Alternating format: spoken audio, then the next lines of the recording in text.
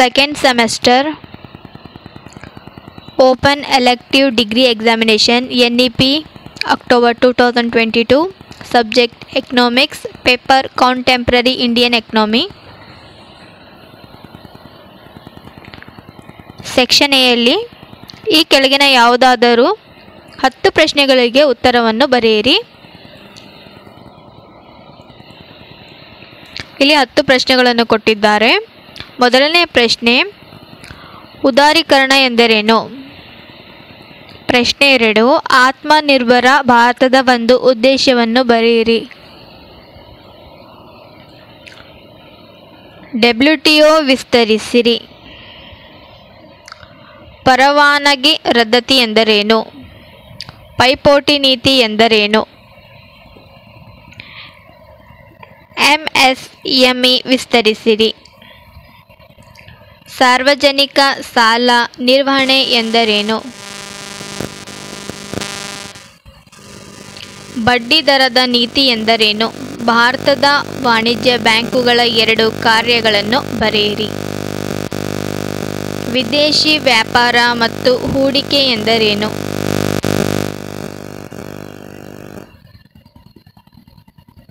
COVID-19 ಸಾಂಕ್ರಾಮಿಕದ ಯಾವುದಾದರೂ 2 ಪರಿಣಾಮಗಳನ್ನು ಬರೆಯಿರಿ. MSME ಯಾವಾಗ ಅಸ್ತಿತ್ವದಲ್ಲಿ ಬಂದಿದೆ? ಸೆಕ್ಷನ್ ಬಿ ಯಲ್ಲಿ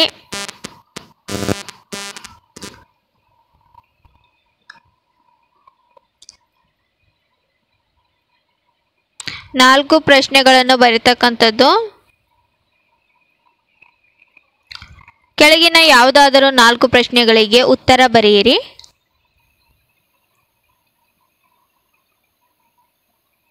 ಜಾಗತೀಕರಣದ ಯಾವುದಾದರೂ 4 ಪ್ರಯೋಜನಗಳನ್ನು ವಿವರಿಸಿರಿ. ಸ್ಮಾರ್ಟ್ ಸಿಟಿ ಮಿಷನ್ ಯಾವುದಾದರೂ 4 ಉದ್ದೇಶಗಳನ್ನು ವಿವರಿಸಿ. ಕೈಗಾರಿಕಾ ಅಭಿವೃದ್ಧಿಯಲ್ಲಿ ಬಹುರಾಷ್ಟ್ರೀಯ ನಿಗಮಗಳ ಪಾತ್ರವನ್ನು ಬರೆಯಿರಿ.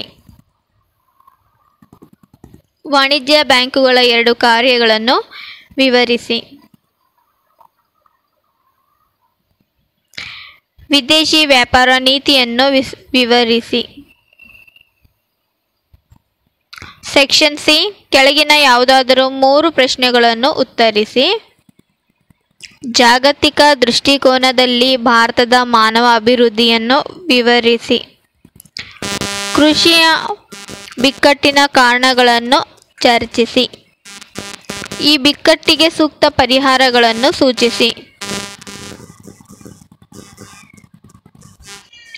ಭಾರತದ ರಿಸರ್ವ್ ಬ್ಯಾಂಕಿನ ಬದಲಾಗುತ್ತಿರುವ ಪಾತ್ರವನ್ನು ವಿವರಿಸಿ.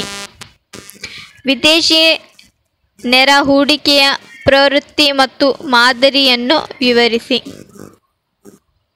ಭಾರತದಲ್ಲಿನ ಹಣಕಾಸು ಆಯೋಗದ ಮಹತ್ವವನ್ನು ವಿವರಿಸಿ. ಹಣಕಾಸು ಆಯೋಗದ ಇತ್ತೀಚಿನ ಶಿಫಾರಸುಗಳನ್ನು ತಿಳಿಸಿ.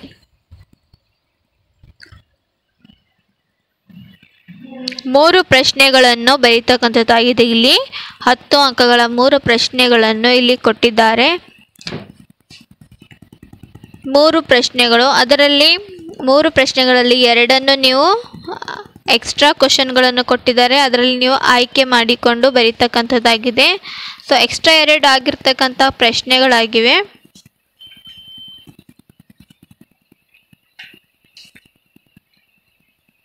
ಇಲ್ಲಿ ಕೆಳಗಿನ ಯಾವುದಾದರೂ 4 ಪ್ರಶ್ನೆಗಳನ್ನು ಉತ್ತರಿಸ್ತಕ್ಕಂಥದ್ದು. ಇಲ್ಲಿ 1 ಪ್ರಶ್ನೆಯನ್ನು ಹೆಚ್ಚಿಗೆ ಕೊಟ್ಟಿದ್ದಾರೆ ಸೆಕ್ಷನ್ ಬಿ ಯಲ್ಲಿ. 1 ಪ್ರಶ್ನೆಯನ್ನು ಬಿಟ್ಬಿಟ್ಟು 4 ಪ್ರಶ್ನೆಗಳನ್ನು ಯಾವುದಾದರೂ ಆಯ್ಕೆ ಮಾಡಿಕೊಂಡು ಬರೀತಕ್ಕಂಥದ್ದು. ಸೆಕ್ಷನ್ ಎ ಯಲ್ಲಿ 10 ಪ್ರಶ್ನೆಗಳನ್ನು ಉತ್ತರಿಸಬೇಕಾಗಿರುವುದು. ಇಲ್ಲಿ 10 ಪ್ರಶ್ನೆಗಳಲ್ಲಿ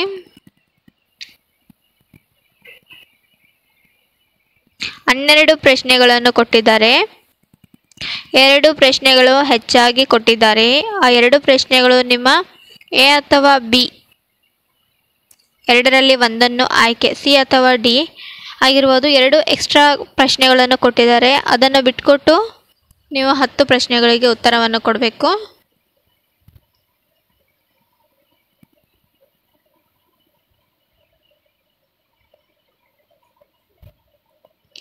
ಈ ರೀತಿಯಾಗಿ second semester open elective degree examination NEP October 2022ರಲ್ಲಿ ನಡೆದಂತಹ economics subject paper contemporary Indian ಎಕನಾಮಿಯಲ್ಲಿ ಮ್ಯಾಕ್ಸಿಮಮ್ ಮಾರ್ಕ್ಸು 60 ಅಂಕಗಳ ಪ್ರಶ್ನೆ ಪತ್ರಿಕೆಯಾಗಿದೆ.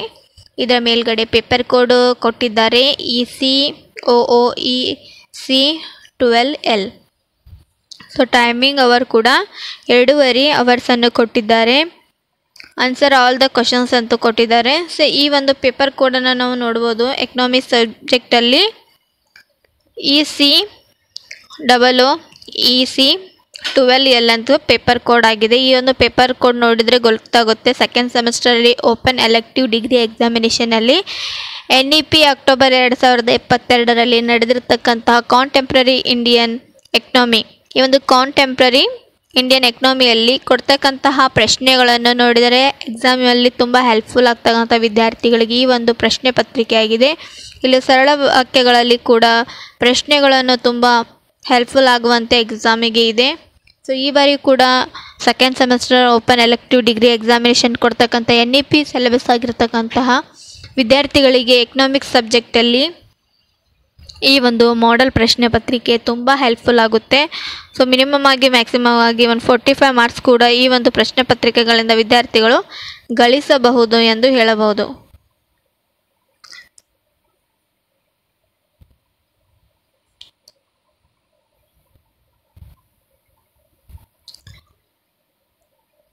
ಪ್ರಶ್ನೆಗಳ ಮುಖಾಂತರ ಉದಾರೀಕರಣ ಎಂದರೇನು?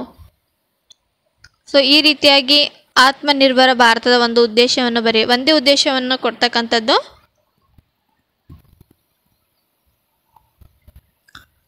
WTO ವಿಸ್ತರಿಸಿ. ಇಲ್ಲಿ WT ಬಗ್ಗೆ ಸಂಪೂರ್ಣವಾಗಿ ಮಾಹಿತಿಯನ್ನು ವಿಸ್ತಾರವನ್ನು ಕೊಡ್ತಕ್ಕಂಥದ್ದಾಗಿದೆ. ಪರವಾನಗಿ ರದ್ದತಿ ಎಂದರೇನು? ಇದರ 1 ಅಂಕದ ಪ್ರಶ್ನೆಗಳು ಯಾವ ರೀತಿಯಲ್ಲಿರ್ತವೆ ಅದೇ ರೀತಿಯಲ್ಲಿ 2 ವಾಕ್ಯಗಳಲ್ಲಿ ನಾವು ಅಥವಾ 1 ವಾಕ್ಯಗಳಲ್ಲಿ ಈ ಒಂದು ಉತ್ತರವನ್ನು ಕೊಡಬೇಕು. ಪೈಪೋಟಿ ನೀತಿ ಎಂದರೇನು? ಸೊ ಈ ರೀತಿಯಲ್ಲಿ ಇದು 10 ಅಂಕಗಳ ಒಂದೊಂದು ಅಂಕಗಳ 10 ಅಂಕಗಳ ಪ್ರಶ್ನೆಯನ್ನು ಕೊಟ್ಟಿದ್ದಾರೆ. 2 ಪ್ರಶ್ನೆಯನ್ನು ಹೆಚ್ಚಿಗೆಯಲ್ಲಿ ಕೊಟ್ಟಿದ್ದಾರೆ.